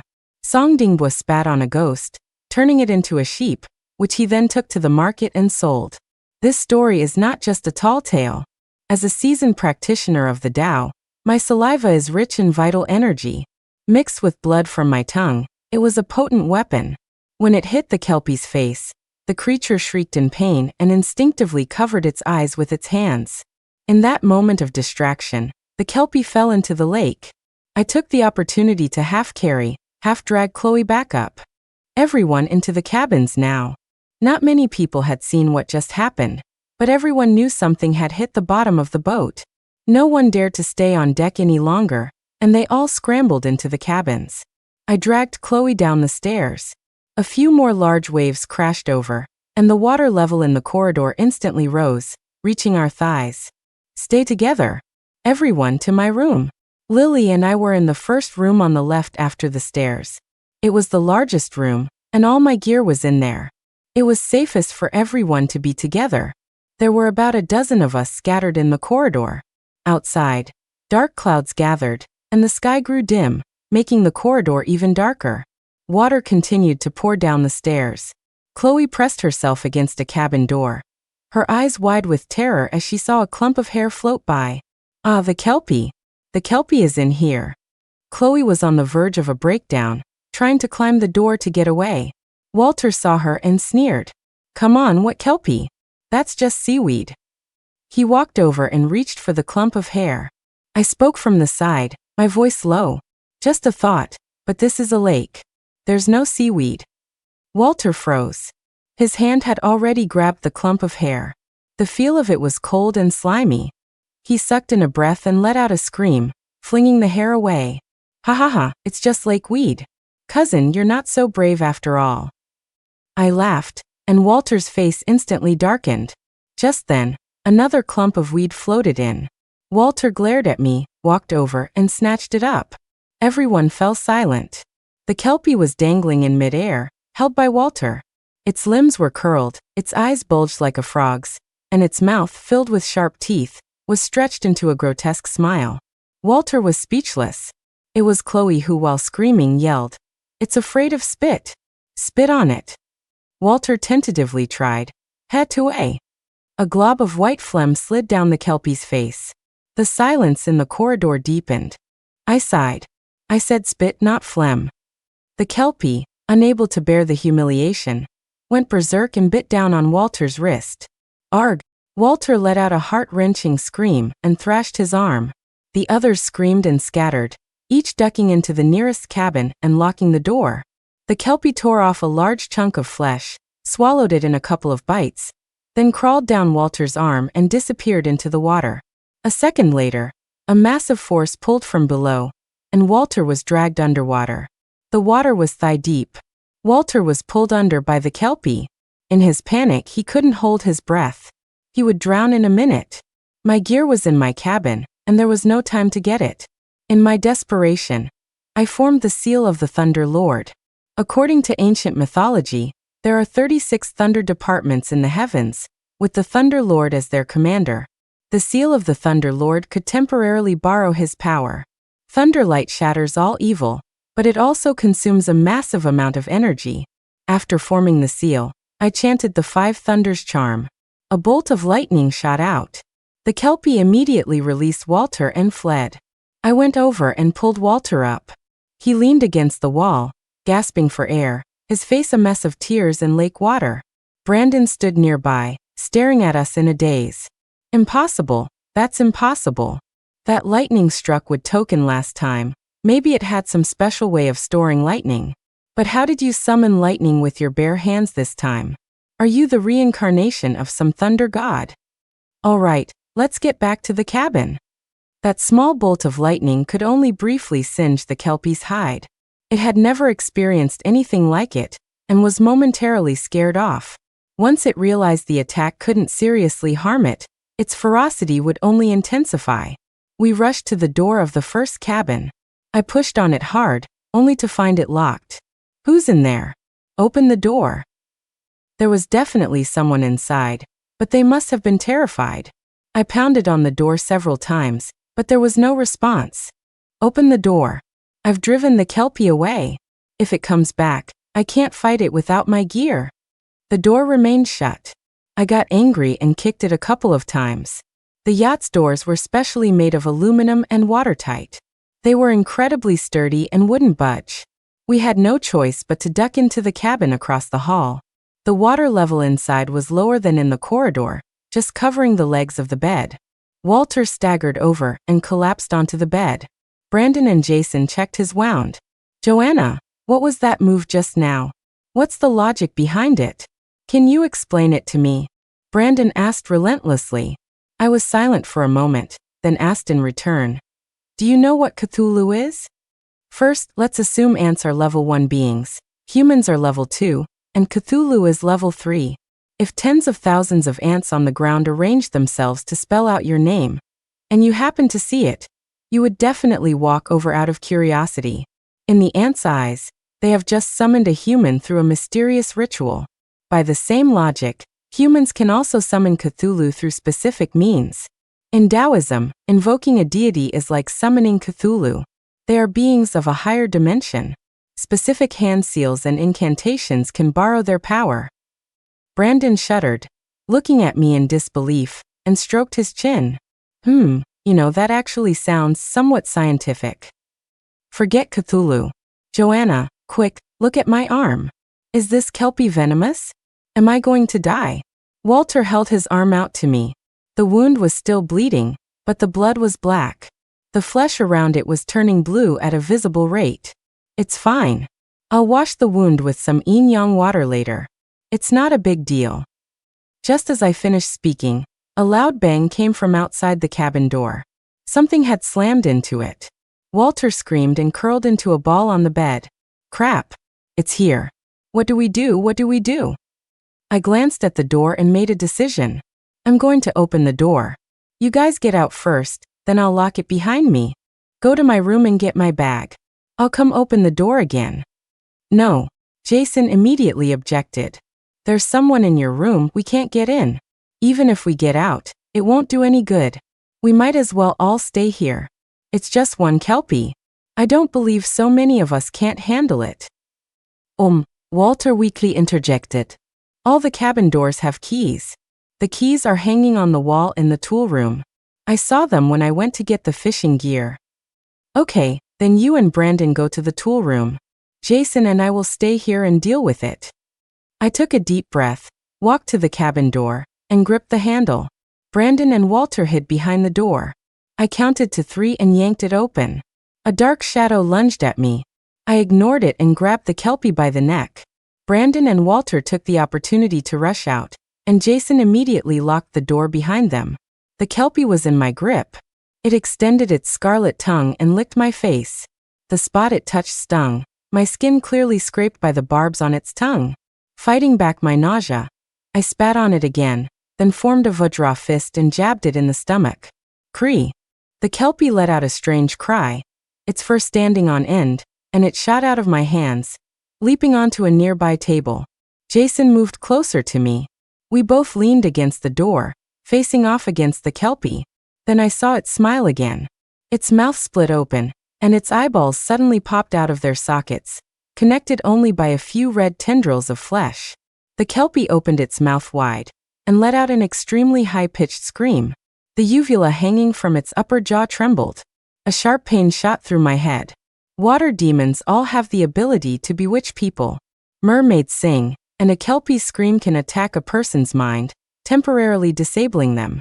The kelpie shrieked a few times, arched its back, and was about to pounce on us.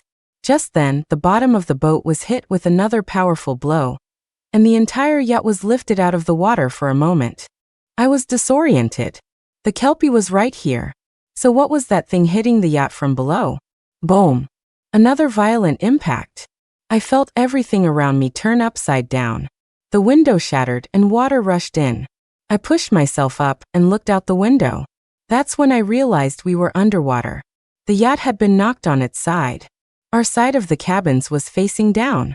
In a short time, the water level had risen past my chest, and it wouldn't be long before it was over our heads. In the violent impact, the kelpie had been thrown somewhere. I squinted, looking around, then walked over and grabbed Jason's hand. We have to get out of here. Find a way to the cabins on the other side. As I spoke, the water level rose higher, soon reaching my chin. Jason and I swam to the cabin door and pushed it open inward. Because the boat was on its side, the door was now above our heads. As the door opened, a torrent of water poured down on us. Jason and I held hands tightly to keep from being separated. I grabbed the doorframe with both hands. Jason gave me a boost from behind, and I pulled myself out. Surprisingly, the corridor's water level was shallow. The yacht must be half submerged, with the other side of the corridor still above water. I gasped for fresh air and turned to pull Jason up. We both sat on the floor, panting. I looked down into the cabin. It was completely flooded, with objects floating everywhere. The view was blurry, and it was impossible to see anything clearly. Jason, there are 2 other rooms on this side besides ours. They must be flooded. There could be people inside. We have to go rescue them. Jason nodded and was about to stand up when his eyes lit up. Joanna, look. The door to the first cabin on the left, the one I was staying in, was wide open. It must have been knocked open by the impact. My backpack had been thrown out and was hanging on the railing at the top of the stairs. Jason, I'm going to get the bag. You go find the others. The corridor was about 5 feet wide. Now on its side, it was a 5-foot-high space. Jason and I crouched down and went our separate ways. It was dark inside, and the water level was rising. We couldn't stand up straight, and in the dark water, a kelpie could be lurking, ready to drag us away at any moment. Even I, who feared nothing, felt a twinge of fear. My heart pounded, and my breathing was shallow. I dug my nails into my palm, trying to calm myself. I cautiously moved forward. The moment my hand touched the bag, something grabbed my ankle and pulled me down. I clutched the bag to my chest and looked down. The kelpie was holding my ankle, its long hair fanned out in the water. It was dragging me back to the cabin we had just left, clearly trying to drown me. I held my breath. To hell with you. Let me show you what real power looks like. I pulled my peachwood sword from my bag and stabbed at its stomach. Underwater, most magical items are useless. Lightning-struck wood doesn't work. Talismans are ruined by the water, and I couldn't even chant incantations. I could only rely on my peachwood and 7-star swords. We fought in the water for a while. The kelpie, probably realizing I was a tough opponent, turned and disappeared again. I climbed out of the cabin disheveled, with my bag on my back. Jason and the others were just crouching their way over. When they saw a disheveled figure rise from the water, they all screamed in terror. Calm down, it's me. Everyone get into the first cabin.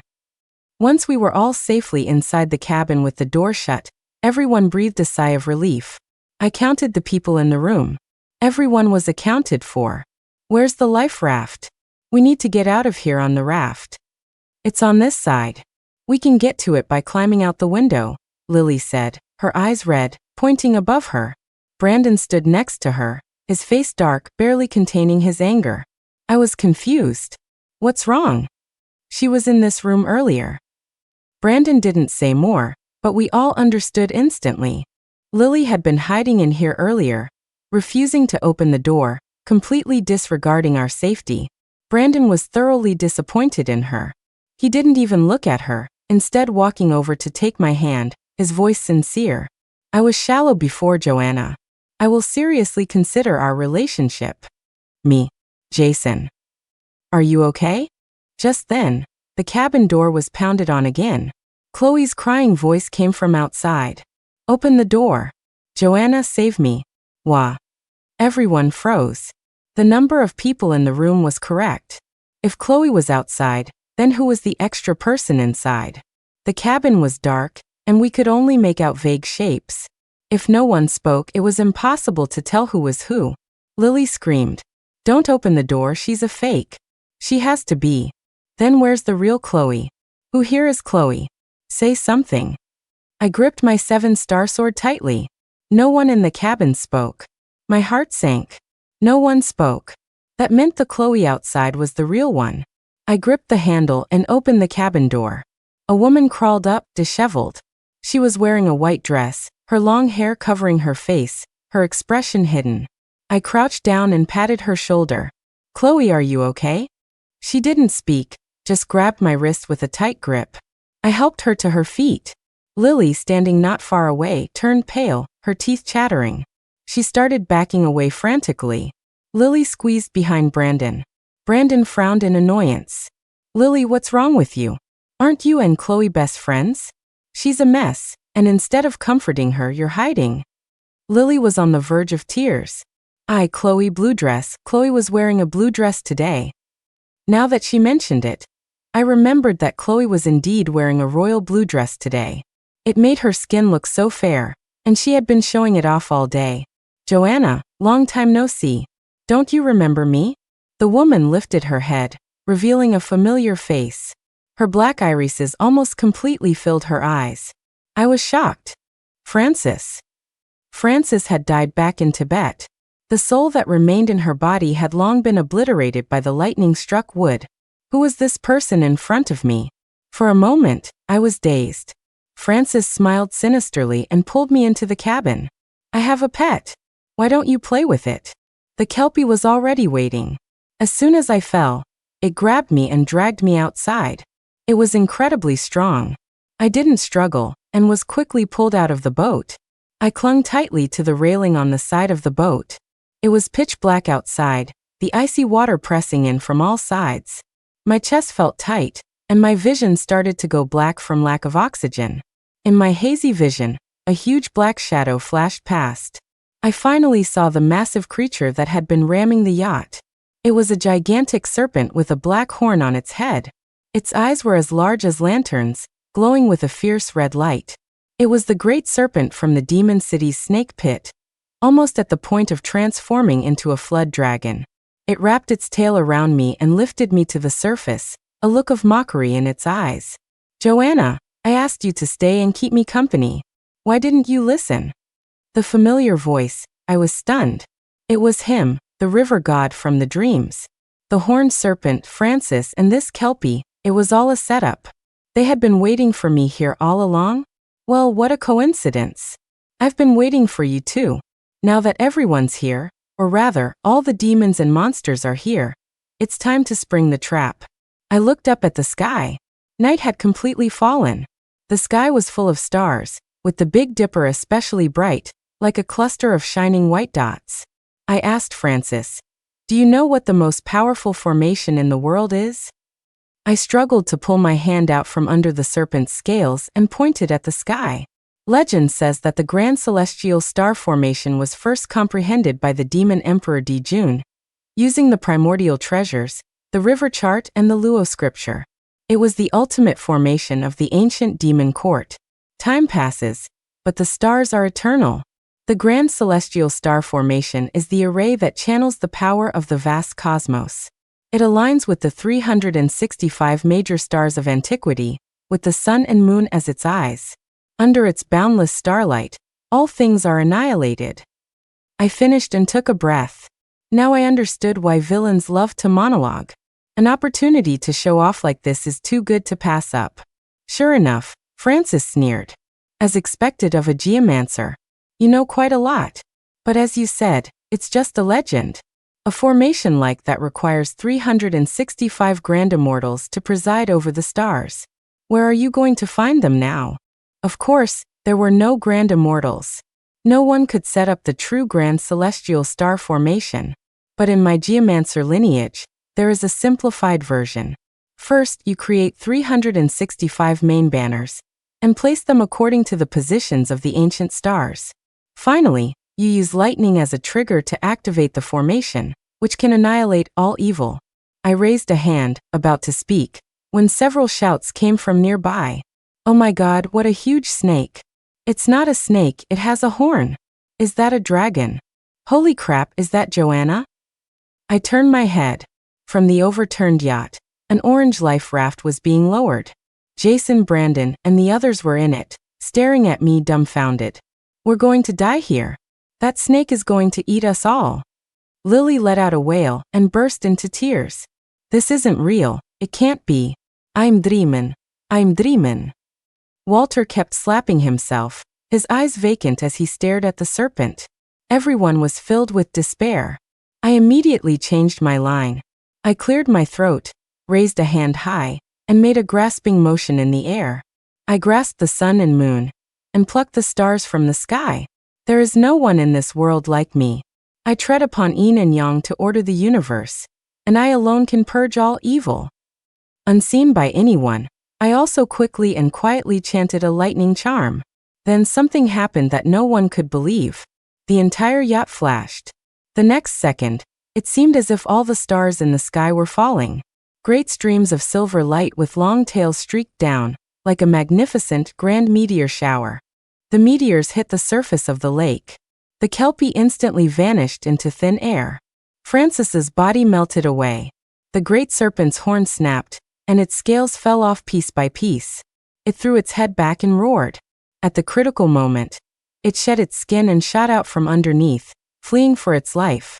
Only I remained standing in the middle of the lake, surrounded by a sky full of starlight, my face calm and solemn, like a goddess. Actually, under the water, my feet were paddling furiously to keep my body stable. Brandon's eyes were wide. "Come quick and see the goddess." I replayed the scene in my head and cringed. It was a bit too much, too dramatic. But it didn't matter. What teenager isn't a little dramatic? I swam toward Jason and the others. "All right, they're all taken care of. It was nothing. Don't be scared." The lake was calm. The sky above was full of stars. Tomorrow would be another beautiful day. Epilogue. It wasn't long before the rescue team arrived. They said a thick fog had suddenly rolled in over the lake, and they couldn't find our boat at all. They also said we were incredibly lucky that no one was hurt. A few students had minor injuries and were treated at the hospital after we got back. Then we all returned to Lily's house to rest. On the second floor, there was a tatami room. We all sat on the floor, cross-legged in silence. After a while, Walter handed me a cup of tea. "Ma, Master Joe, please have some tea." I looked at him, embarrassed. "You don't have to be so formal. Can you please stand up?" "No, I like kneeling." Me. If their attitude toward me before was a mix of respect and curiosity, after that day, everything changed. I overheard Brandon secretly asking Jason, "Is it against celestial law to date a goddess?" Jason. "Yes." Brandon's eyes widened. "Then you stay away from Joanna. I won't let you lead her astray, you hear me?" Jason. Epilogue. Rewind to that morning. In a guest house not far from Old Chapel, a man named Mr. Thorne lay on a lounge chair on the terrace, smoking a cigar and wearing sunglasses. "Joanna Chiao won't be getting away this time, will she?" Francis stood nearby, her arms crossed. "The Lord of the Underworld himself has come this time. A mere mortal doesn't stand a chance. Mortals are just mortals. Only by following the great demon emperor can one's soul achieve eternal life. The first emperor of your mortal world, Qin Shi Huang, was a follower of the demon emperor." Francis twisted her neck, dissatisfied. "This body is so ordinary. But it was an ownerless vessel, so I have to make do." Mr. Thorne nodded, then suddenly turned and coughed violently. He coughed for a while, covering his mouth with his hand. His palm was covered in bright red blood. He wiped the blood away, his eyes filled with a fanatical glow. "I'm in the final stages of cancer. Only the demon emperor can save me now." A little while later, a subordinate came to inform him. "Their boat has arrived." "Good. I'm going to take a nap. We'll have a victory celebration tonight." Mr. Thorne waited until the next day, but he never heard from Francis. He didn't know that he never would. End of story.